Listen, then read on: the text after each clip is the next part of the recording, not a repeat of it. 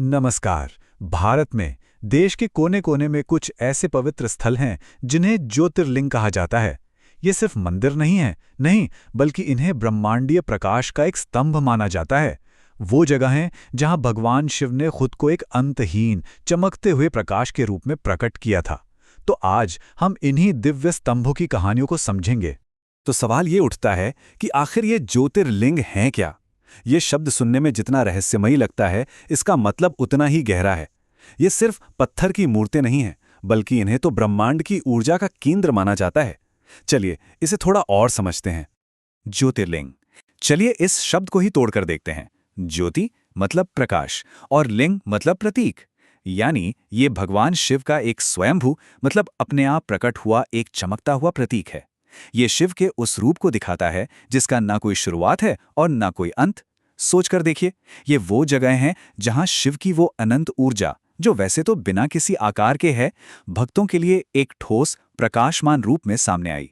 पूरे भारत में ऐसी कुल 12 पवित्र जगहें हैं जिन्हें हम द्वादश ज्योतिर्लिंग के नाम से जानते हैं।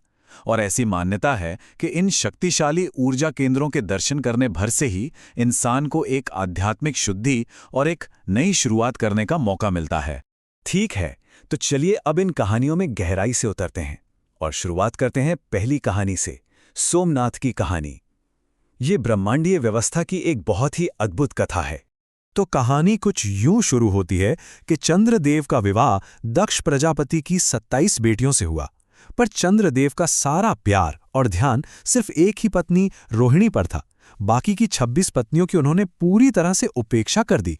अब इस भेदभाव को देखकर दक्ष प्रजापति का गुस्सा भड़क उठा और उन्होंने चंद्रदेव को श्राप दे दिया कि उनका तेज, उनकी रोशनी धीरे धीरे खत्म हो जाएगी।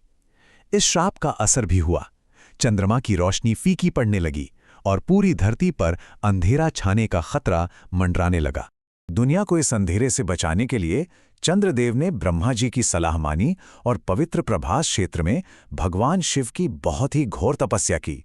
उन्होंने 10 करोड़ बार मृत्युंजय मंत्र का जाप किया और खुद को पूरी तरह से शिव भक्ति में डुबो दिया। उनकी इस तपस्या से शिव प्रसन्न हुए और उन्होंने एक वरदान दिया। उन्होंने एक ऐसा रास्ता निकाला जिससे दक्ष के श्राप का मान भी रह गया और चंद्र का तेज भी लौट आया। उन्होंने कहा कि एक पक्ष में तुम्हारी कलाएं घटेंगी, लेकिन दूसरे पक्ष में वो फिर से बढ़ जाएंगी। और बस यहीं से चंद्रमा के घटने और बढ़ने की प्रक्रिया शुरू हुई, क्योंकि चंद्र, जिनका एक नाम सोम भी है, उन्होंने शिव को अपना नाथ मानकर यहाँ तपस्या की थी, इसीलिए ये जगह सोमनाथ कहलाई। चलिए अब उस कहानी पर आते हैं जिससे ज्योतिर्लिंग की पूरी अवधारणा का जन्म हुआ। ये कहानी है श्रेष्ठता की एक परीक्षा की। हुआ ये कि एक बार सृष्टि के रचयिता ब्रह्मा और पालनकर्ता विष्णु, दोनों में इस बात पर बहस छिड़ गई कि दोनों में से ज्यादा श्रेष्ठ कौन है। उनकी परीक्षा लेने के लिए भगवान शिव ने उनके बीच एक विशाल अंतहीन प्रकाश स्तंभ का रूप ले लिया। दोनों ने तय किया कि वो इस स्तंभ का सिरा खोजेंगे।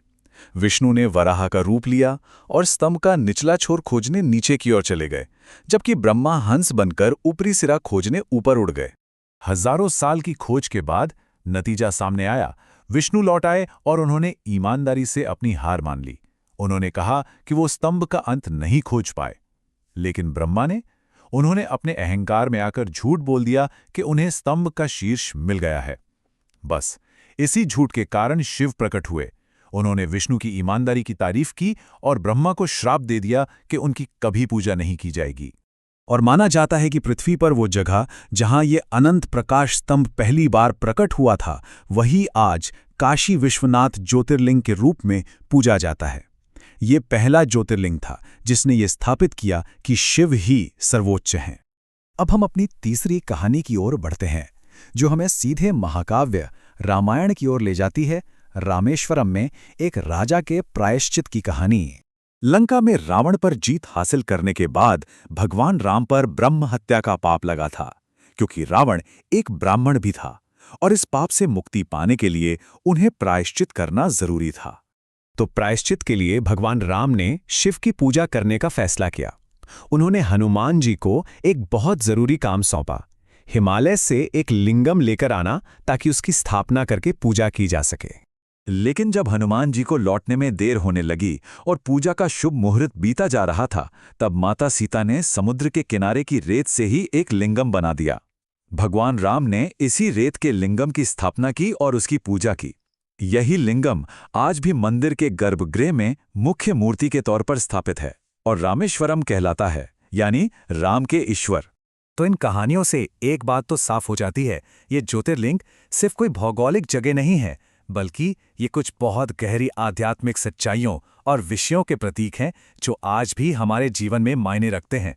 तो इन सभी कहानियों में कुछ धागे हैं जो इन्हें आपस में जोड़ते हैं। सोमनाथ की कथा हमें ब्रह्मांड की व्यवस्था और गलती के बाद मिलने वाली मुक्ति की उम्मीद दिखाती है। काशी विश्वनाथ की कहानी हमें उस परम सत्य की याद दिलाती है जो हमारे अहंकार और हमारी समझ से बहुत परे है।